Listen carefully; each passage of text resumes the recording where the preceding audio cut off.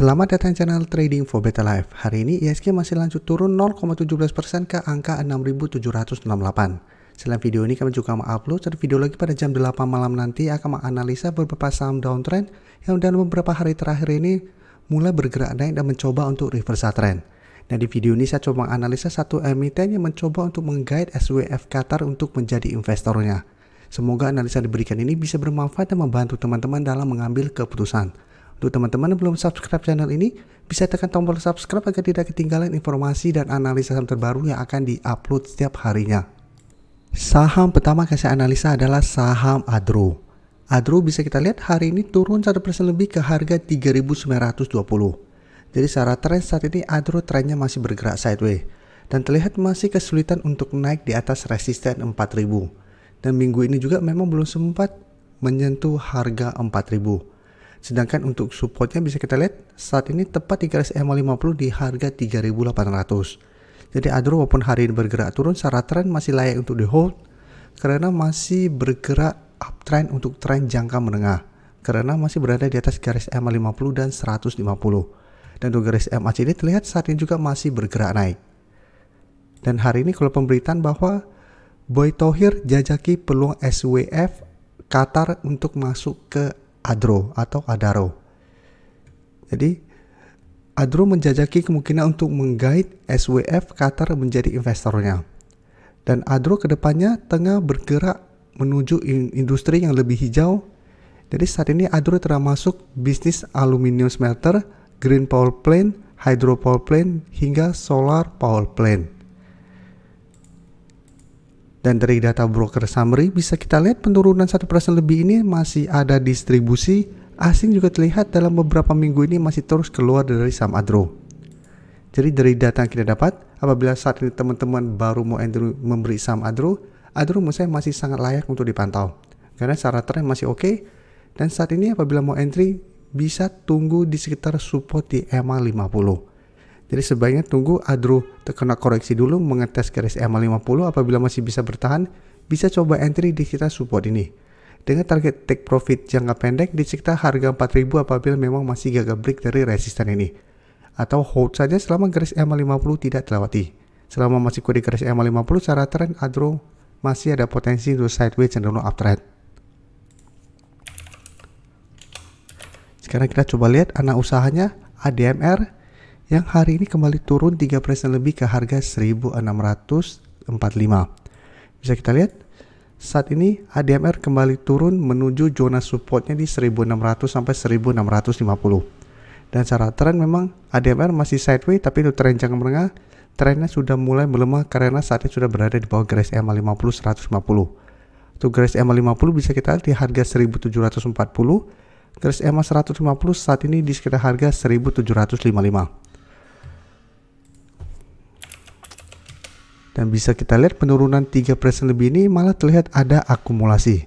Tapi asing terlihat masih terus distribusi saham ADMR. Jadi ADMR juga menurut saya menarik untuk dipantau untuk swing trade karena saat ini mulai masuk kembali ke zona support yang bisa kita lihat dalam beberapa bulan ini masih bisa menahan penurunan dari saham ADMR. Jadi kita bisa tunggu di sekitar harga 1.600 sampai 1.650 ini. Jadi di sekitar zona ini kita lihat pada saat ADMR apabila menyentuh kembali zona support ini masih bisa rebound, masih bisa coba entry untuk swing trade. Dengan target jangka pendek itu di sekitar harga 1.700 sampai garis EMA 50 untuk target take profit apabila memang ADMR masih gagal naik melewati kedua garis EMA ini. Karena bisa kita lihat beberapa kali masuk ke zona support ini ADMR masih bisa bertahan dan rebound. Jadi menarik untuk dipantau. Dan untuk teman-teman sudah berhasil beli di harga atas pun, selama masih kuat di daerah support ini ADMR masih bisa di hold. Tapi harus hati-hati apabila ternyata support kuat ini terlewati. Apabila support kuat ini terlewati, ADMR akan melanjutkan downtrendnya. Dan zona ini akan berubah menjadi resisten kuatnya.